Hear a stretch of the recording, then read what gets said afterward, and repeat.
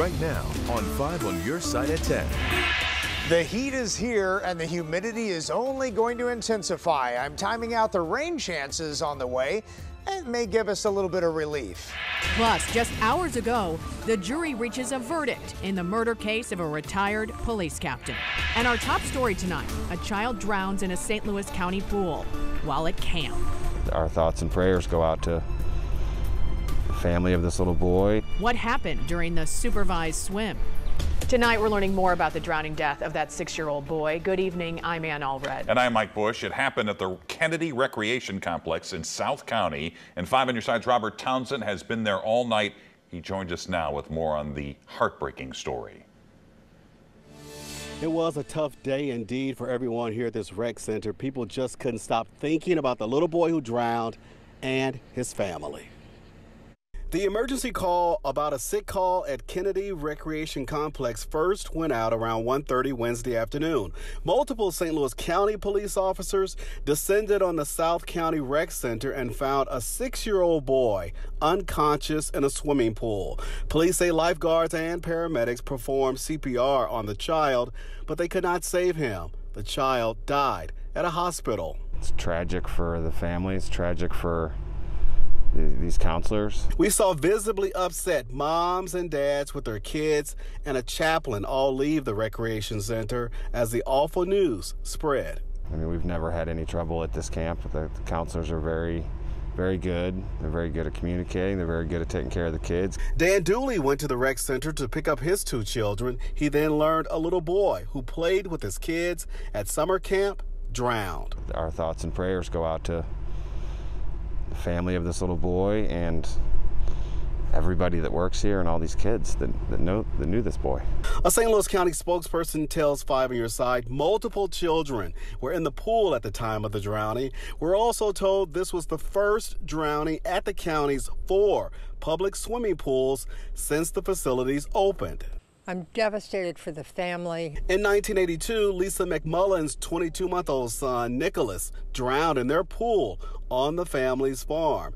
Years later, in 2019, the St. Louis County mom founded Swim On Foundation in hopes of educating the public and raising awareness about the dangers of drowning. We want to make people aware of the risks of drowning, of what drowning involves, that it's silent, that it's extraordinarily fast. My heart goes out to these parents.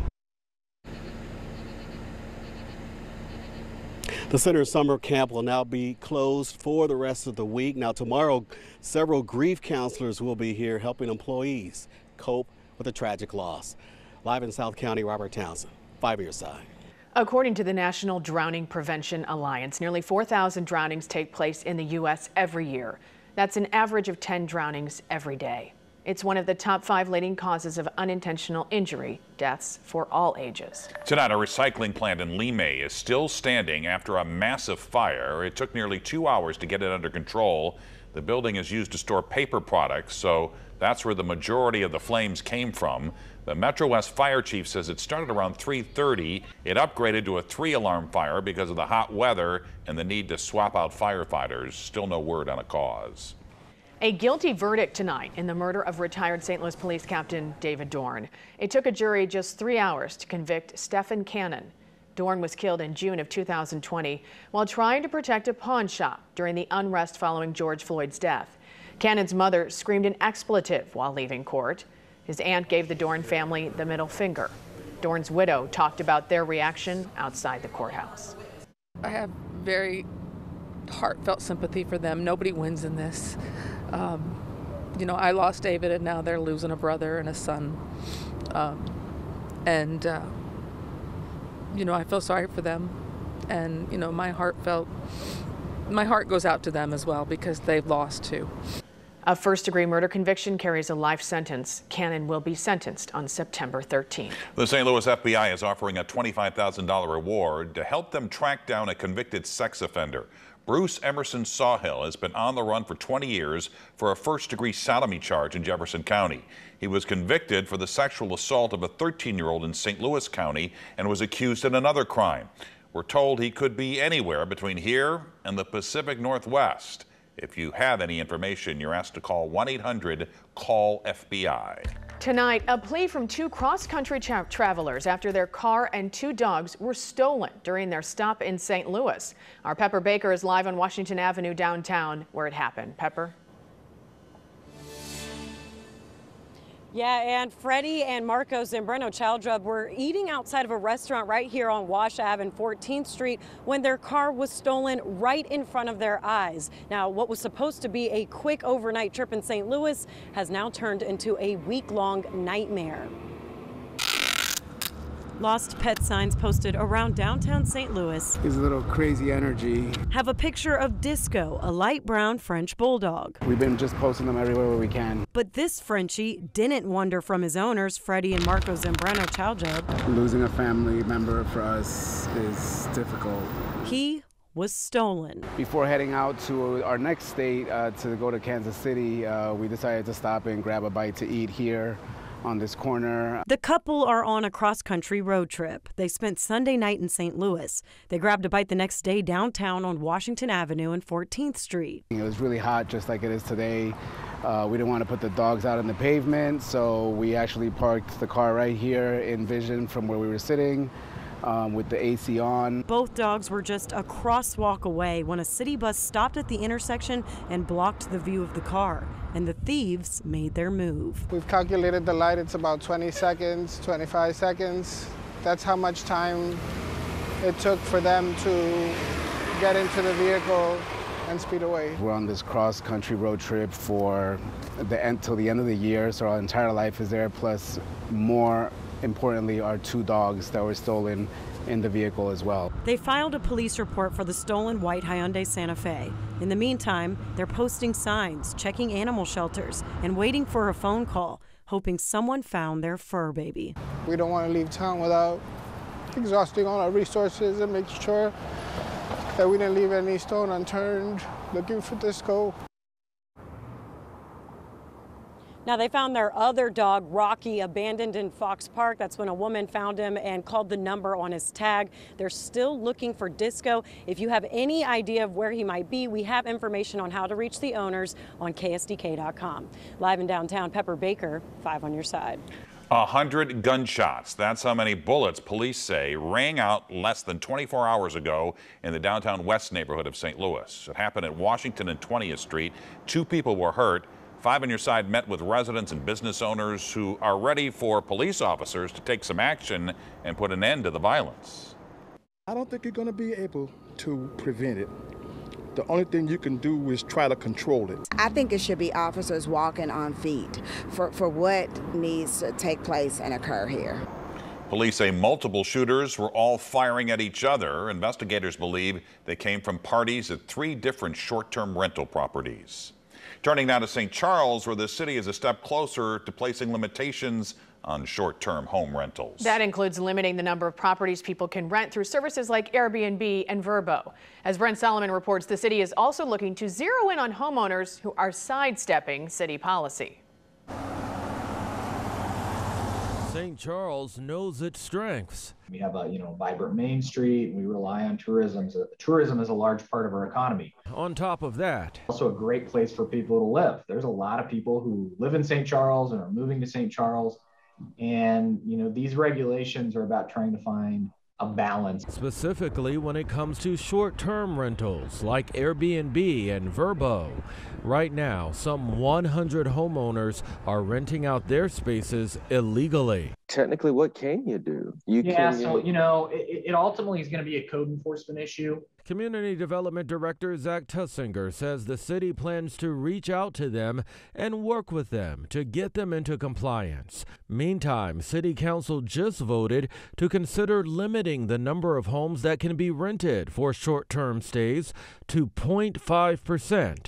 That's roughly 150 units. We don't get a lot of complaints about parties or noise or things like that. For some of the residents and perhaps some of the council members, the concern is just, how many are we going to allow in St. Charles? Part of that proposal includes creating a 500-foot buffer between units in residential areas. So that you don't end up with, 3 or 4 on one block.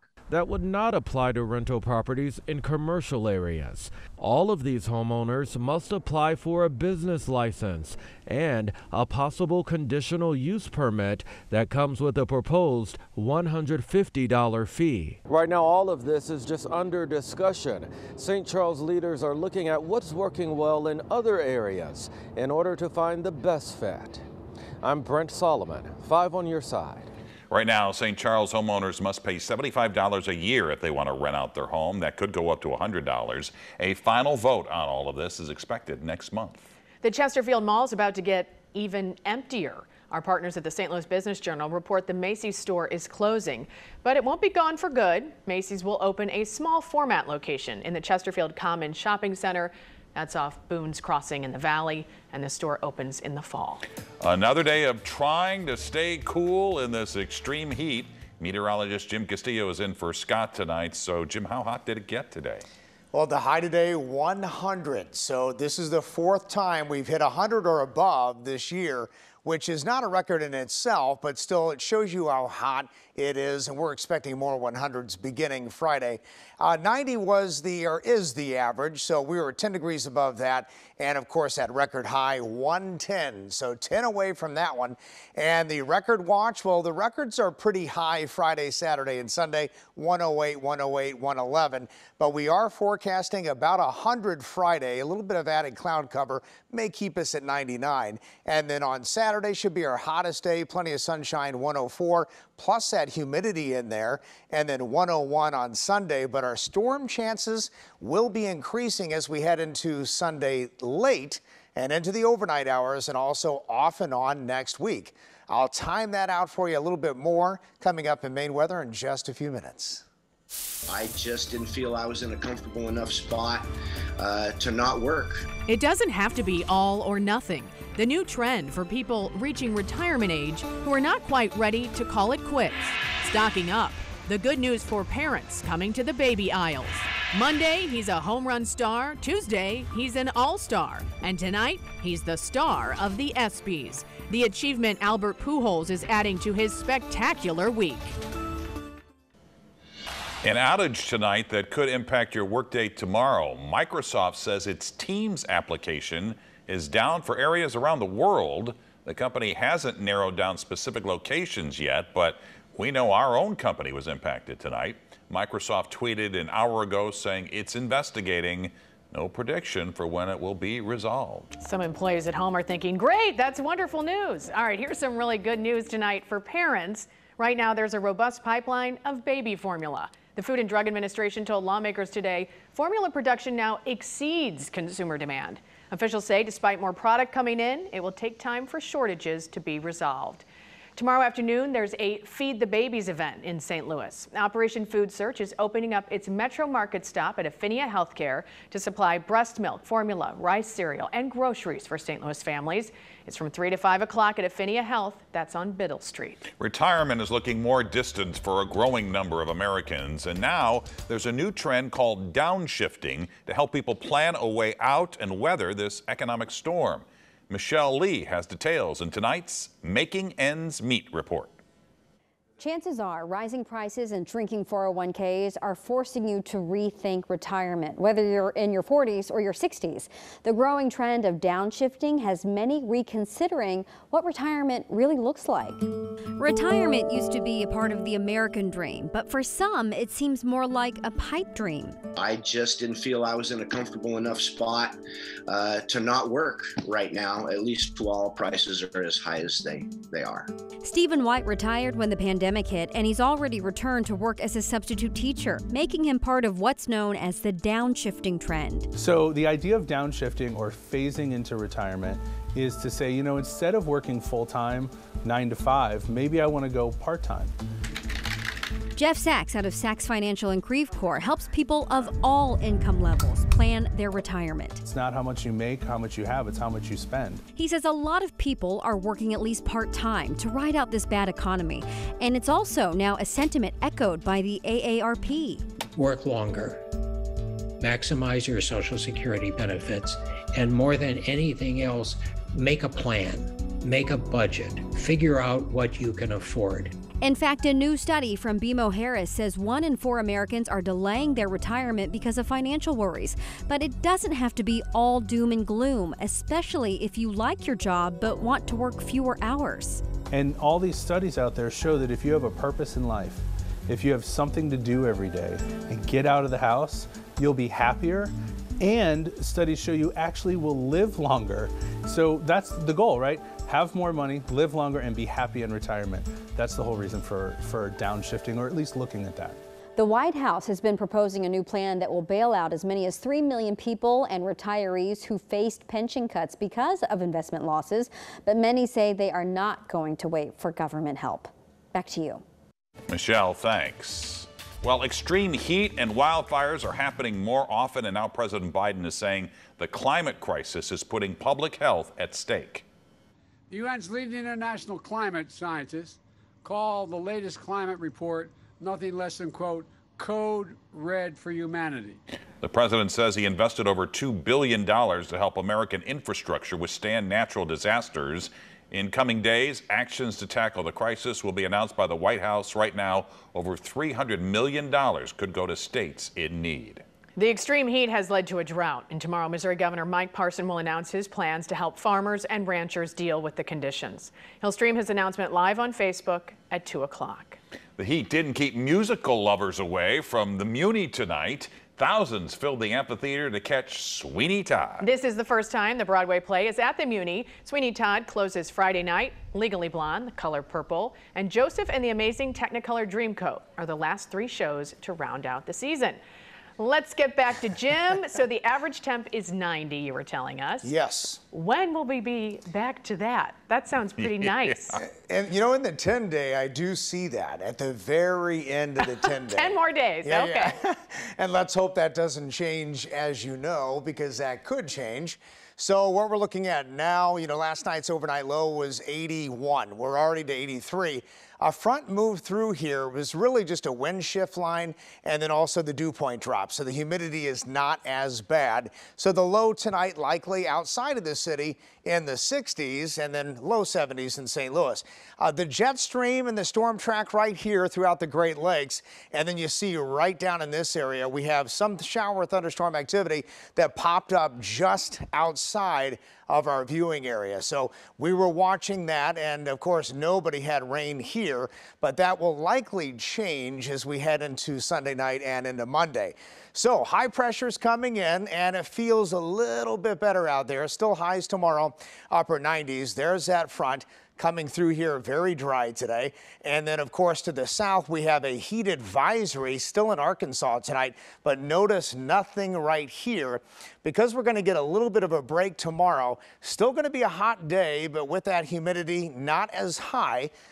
Temperatures are going to feel more like 99 St. Louis, 100 Chesterfield, 101 in Crystal City. So take it easy in the heat, stay hydrated, but we don't have advisories or warnings for tomorrow. That'll likely change on Friday as those temperatures go into the low 100s, not only for actual temperatures, but also the real field temperature there, or the heat index. So this is what we're looking at for Sunday night and into off and on next week. The Climate Prediction Center has us in green, which is above average rainfall, and we haven't seen that in a while. Even Friday, a little bit of a system coming through here, probably added cloud cover, will keep us in the upper 90s to around 100. Storms passes by Saturday, but it is Sunday night and into Monday where things get a little bit better because we definitely need some rain. Here's the drought indicator. We're still in the yellow, which is dry, and then moderate drought down in our southern counties. And of course, that rainfall that we've had, 3.77 inches, which is almost really 3 inches below average for the entire season so far. So 10-day forecast, here it is. We're in the 100s this weekend, but like I said, at the tail end of that 10-day, we're in the lower 90s, maybe upper 80s. So it gets a little bit better, but good storm chances as we head into next week. All right, Jim, thanks. Frank is here with sports. Albert with another honor, Matthew Tkachuk as a Blue, and wait till you see this wheelchair tennis stud. Stick around.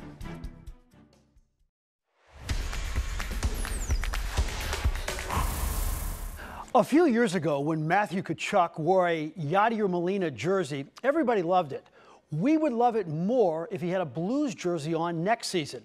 If Matthew came to the Blues, it would be the second biggest move the franchise has ever made after the Gretzky trade. Remember, Brett Hull was not a star when the Blues got him. Matthew is 24 years old and coming off a 102-point season. Jeremy Rutherford of The Athletic is reporting today that Tkachuk will not be signing a long-term contract with Calgary. So he will have to be traded before his scheduled arbitration hearing. A lot has to happen, like trading a player with a big contract. But the Blues have the pieces to get this done, and you know Matthew would love to come home. The Battlehawks could be coming home too. To be honest, they actually only played 2 games here, but they brought the biggest crowds in the XFL. The league will announce Sunday night the cities who will be a part of the league next spring. Please welcome this year's recipient of the Muhammad Ali Sports Humanitarian Award, Albert Pujols. Albert Pujols has had a busy weekend, the All-Star fanfare of the past 2 days, and tonight Joe Buck presents him with the Muhammad Ali Humanitarian Award at the ESPYs in Hollywood. Pujols received the honor for his work with his family foundation over the years. Hey, congrats to slugger Andrew Keck. He was drafted in the 10th round by the Braves. The SEMO catcher had a monster 17-homer season. He told me today being a pro was not in the plans when he was at Vianney High School.